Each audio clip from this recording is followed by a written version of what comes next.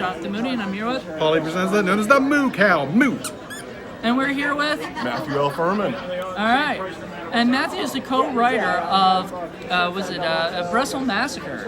There you go. You've also done other stuff. You've done other films and everything. But we're going to talk about Brussels Massacre because we have just seen that film recently. So And it's actually, this is the first that's available to buy here at Scares the Care. all right. So this is like our coming out party. Yay! Woo! We love coming out. We do. Too bad it didn't come out in June. Well, anyway, so we wanted to ask, what were your final actual thoughts on the film yourself? See, I saw the first cut, or the final cut, however you want to cut it, because I don't know what's going to happen to it once it gets distributed. But I saw the version that we're selling here at Scares the Care, and I was very pleased with it. There was some dialogue that I fell in love with as a writer, and I was very happy to see that most of that dialogue got in. I think that the villains in this one really stole the show, and I think Richie Acevedo as Randy was just,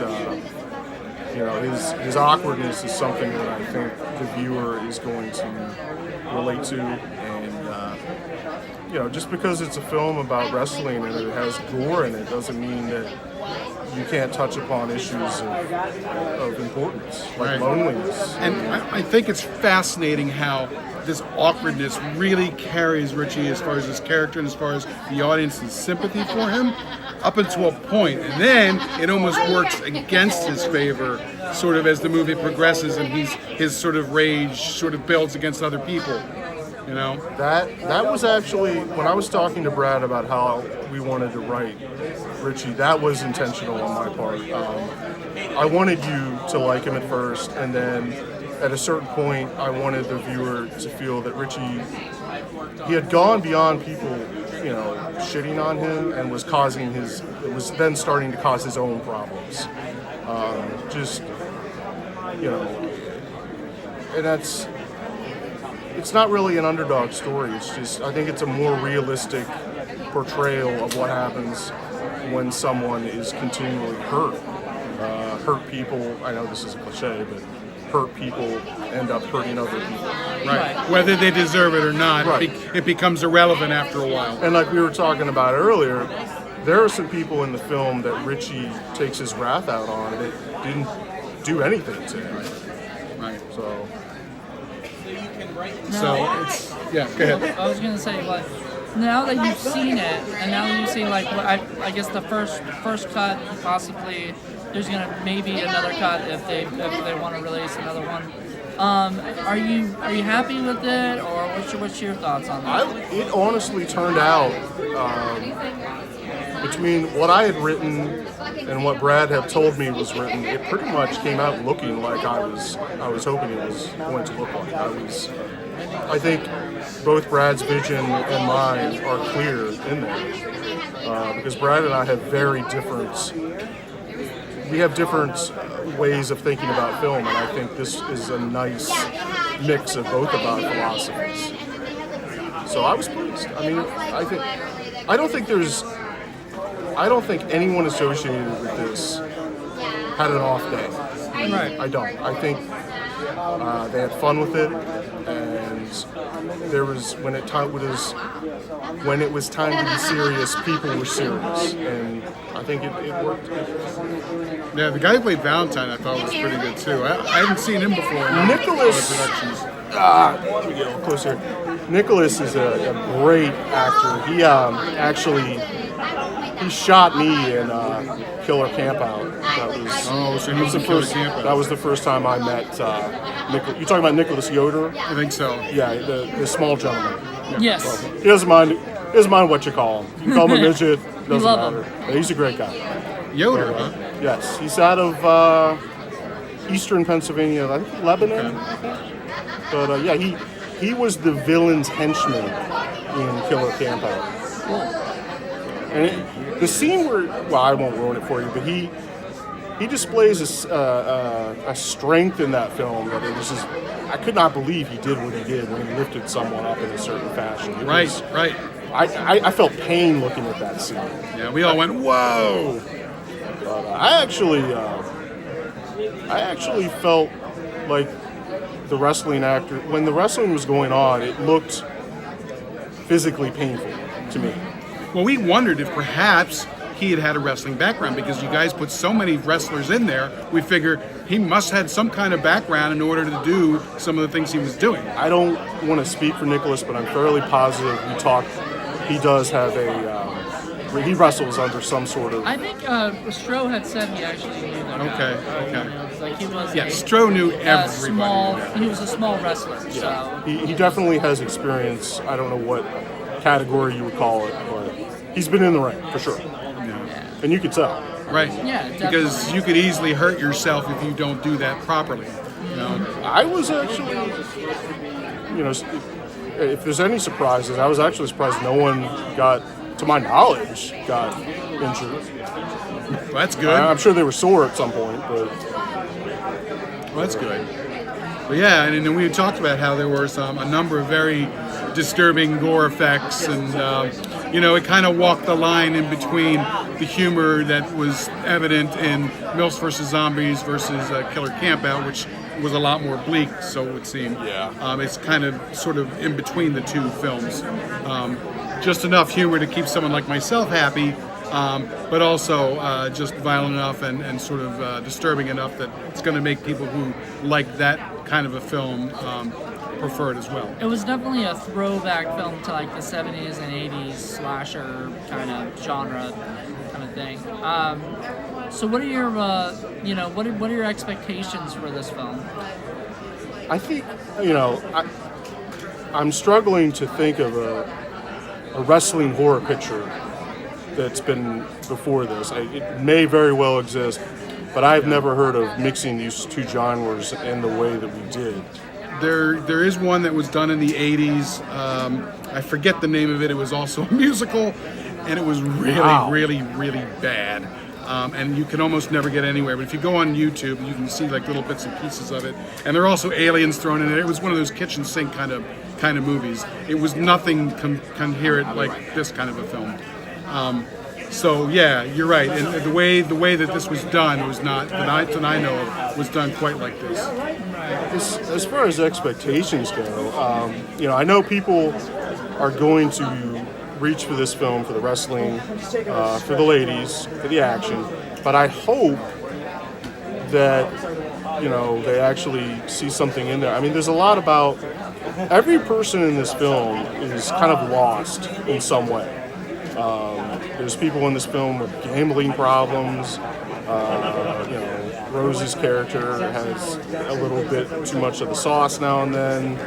Richie is probably the most lost of all of them. Right? And I feel like maybe, there's, I guess, maybe the people in the film who are doing well have found ways to cope with what's bothering them, and Richie hasn't. Right, Roseanne's character has. And I think that maybe,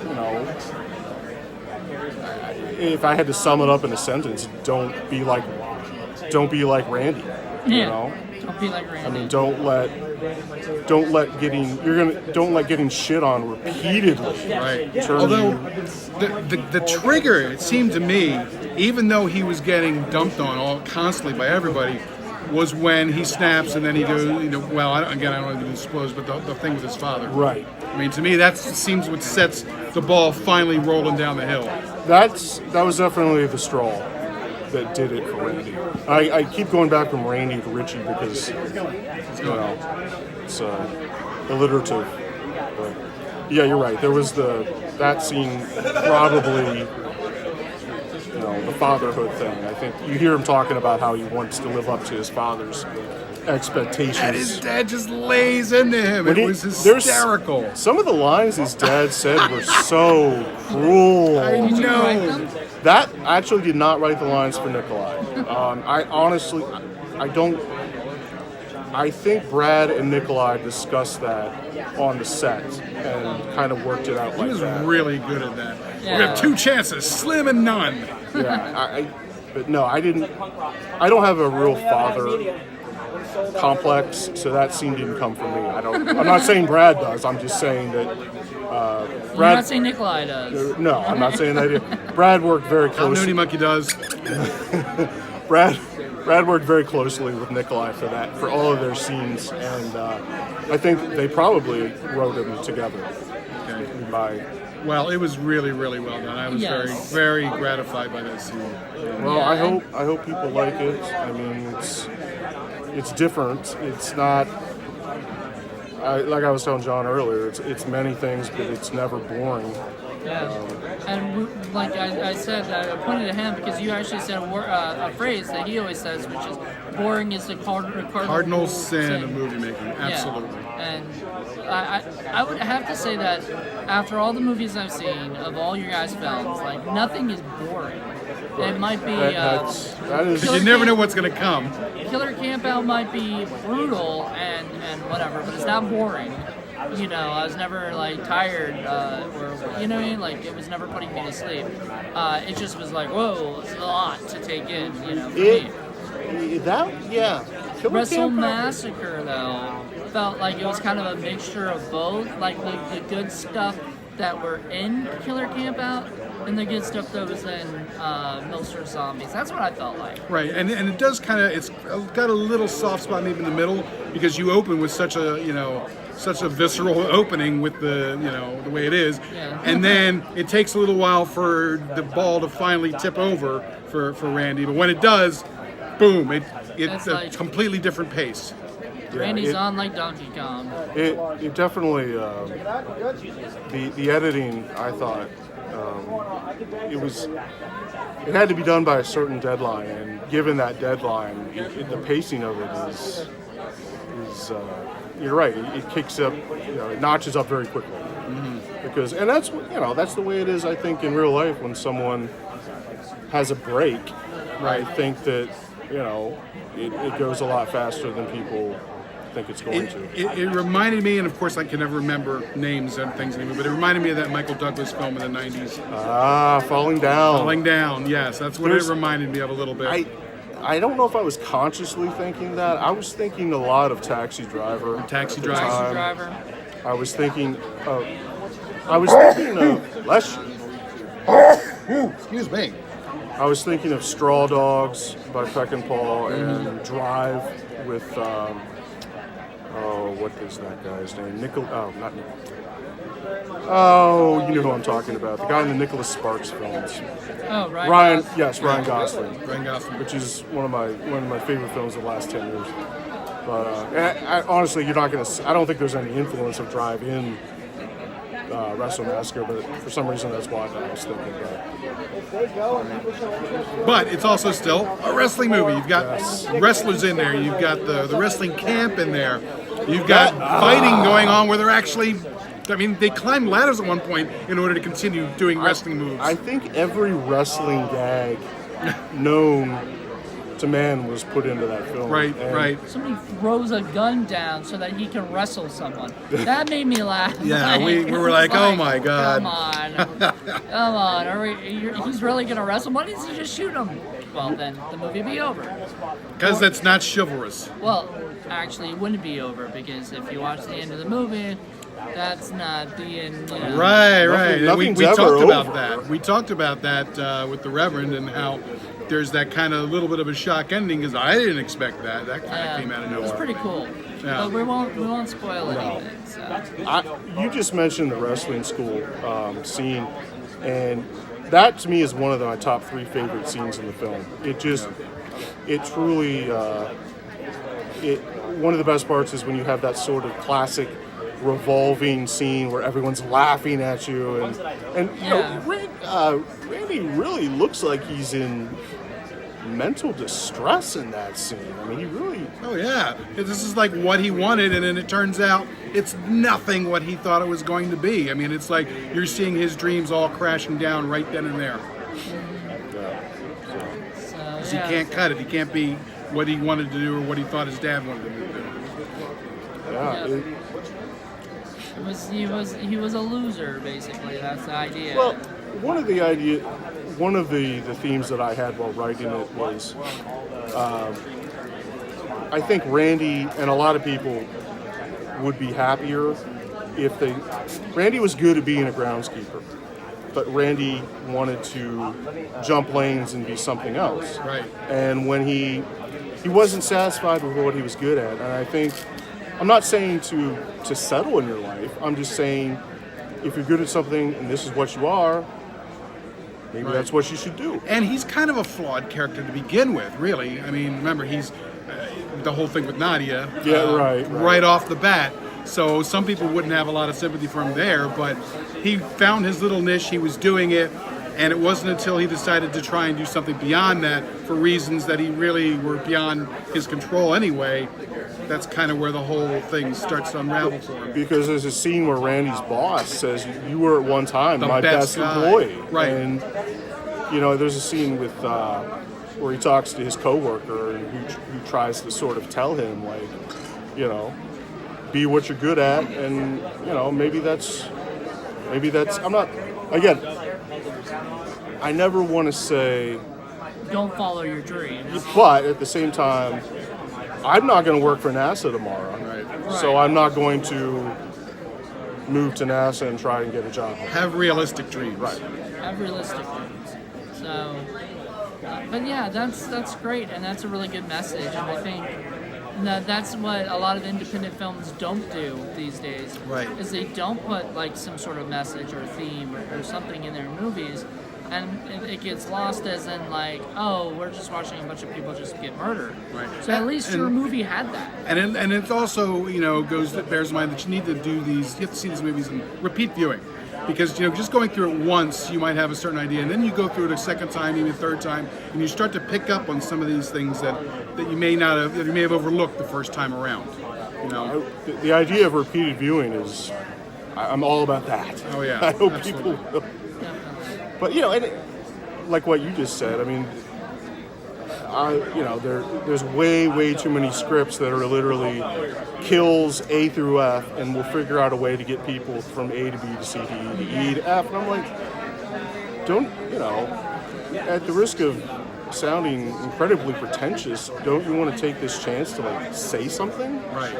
Right. I mean, any genre, I don't care what genre it is, you can say something of meaning with it. Right. You could have a musical, a comedy about, I don't know, killer sharks and say something. Use it as a vehicle to express something deeper. Make it metaphoric.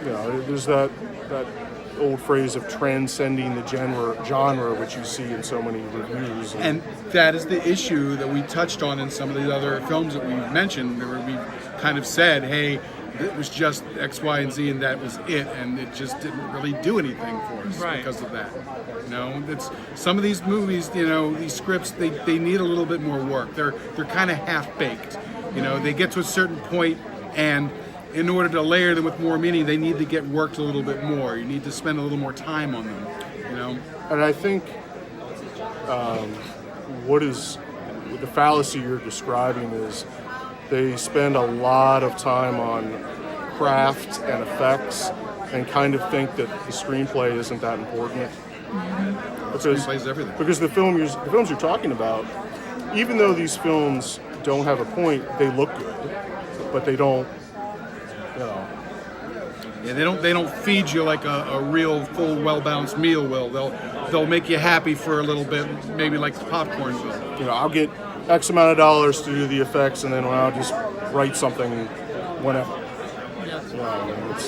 Well, and it's interesting because I don't know if you've ever seen Robert Altman's The Player, where he kind of touches on that whole thing where let's just remove the writer from this and let the executives write it because the story doesn't matter anyway. Right. And that's sort of the beginning of the end for Hollywood being any kind of a real, artistic kind of place.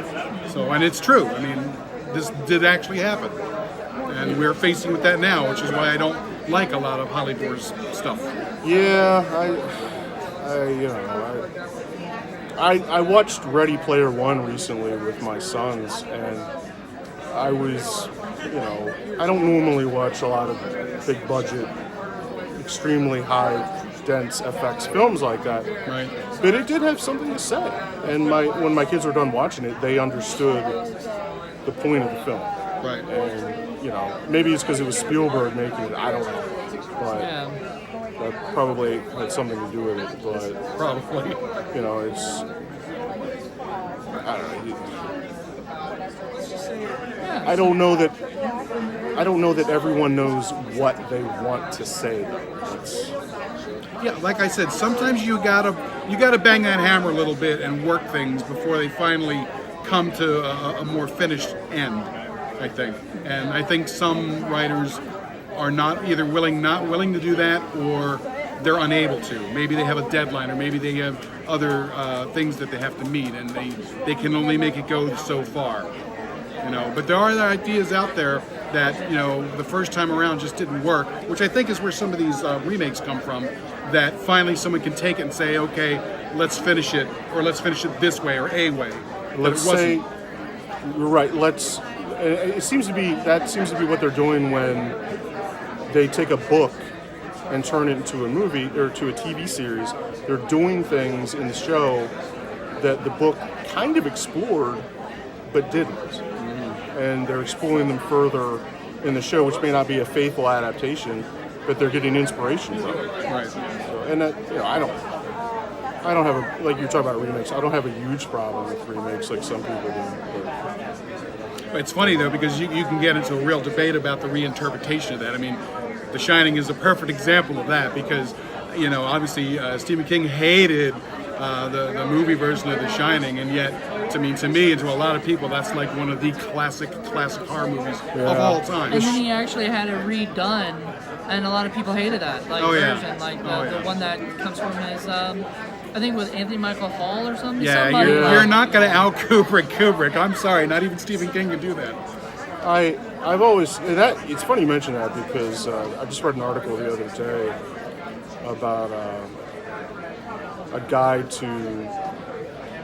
Basically, he wrote a template for people who hate The Shining for all of these X, Y, and Z reasons, and that seems to be the poster film for movies that people get, or for movies that people get emotional about, right. Or, you know, adaptations and whatnot. And, you know, Stephen King's vision is not going to be what Kubrick's vision is, and right. I don't know that. I don't remember a law being that the two have to agree with each other. But, right, well, that's true. Well, then again, you can say that about any writer and director. A writer writes a film, and then the director goes out to make it, but they might have completely different visions when they go to make it, and, you know, and you might have a director who's okay with improv on set, so the writer gets kind of, you know, the writing gets taken away from the writer or whatever, and you know what I mean? Things like that. Exhibit A, Isle of Dr. Moreau. Well, the director was fired and then replaced by another director, and everything was like went crazy on that. I love that. If you guys haven't seen that Lost Souls, Oh, it's one of my favorite movies of all time. documentary, it is Great. just amazing. was it like Brando? Didn't he tape his lines on someone in front of him so he could read them or something? That's one of the ways he was trolling the new director, Frankenheimer. I don't remember. I remember a story about Brando obsessively playing with a monkey. Was that Apocalypse Now, or was that like he would like stop production and play with this monkey and ignore everyone? I don't remember if it was. I think that sounds like Moreau. Moreau probably is where that was the famous one where he found the ice bucket and says, "I'm wearing this ice bucket through the whole production. I'm not taking it off. You're going to have to film me with this ice bucket on my head." My favorite story I heard about him was that he said, I want a crown of peacock's feathers around my head, and then they said, okay, so they went out and actually got it. And then he was like, oh no, like I didn't think you'd actually find a peacock. And so they actually found a peacock. And then he's like, I'm worried about the sun, so he's like splashed all of this suntan stuff. I remember all over. that. Yeah, I remember seeing that when it came out. You know what? He was totally trolling the director. That was a movie that I saw I rented it when it came out, and I completely blocked it out of my. Island of Dr. Moreau. Yeah. Oh, it's a catastrophe. It was a I disaster. have it on DVD, but I watched it years ago. Don't really remember. Have you it. seen Lost Souls? You need to see that. It sounds like I do. It's and fabulous. it sounds like one of those stories that the story behind the film is far more Yes. interesting. Oh, Yes. than- Yes, it is Fabulous. way more entertaining. The guy, Oh the my guy God. who actually directed the film came back and acted inside the movie. And they didn't know it. And they didn't He know it. snuck his way in. He He was supposed to be out of the country. Who was the original director? Oh God, I can't remember his name. Richard Stanley. Richard Stanley. What did he do? I know the name. Hardware. Hardware. Is the most thing he's famous for. Because Frank and I were obviously, I know him, but I knew that there was a very ugly backstory to it. But I don't remember specifically. And funny and just strange. You definitely need to check this movie out. I have it on Blu-ray. If I'd known you hadn't seen it, I would have brought it. We could have watched it. Yeah, I'm going to get my paws on that. Yeah, it's definitely worth it. Kind of reminds me of there's an Good game. Apocalypse Now documentary called Hearts of Darkness, which I think we're gonna wrap this up, but thank you so much, Absolutely. Matthew, for coming on the show. Yeah, absolutely. This was great. We're very excited, and we're excited to see Brussels Massacre. I'm glad you guys liked it. I'm glad you took the time. Yeah. Thank you so much. Thank Yeah, you. and hopefully we can do this again sometime. We'd love to have you as a guest. Let's do it again before next year. How about it? Please. Yeah, definitely. All right. All right, take care, guys. Bye. Bye.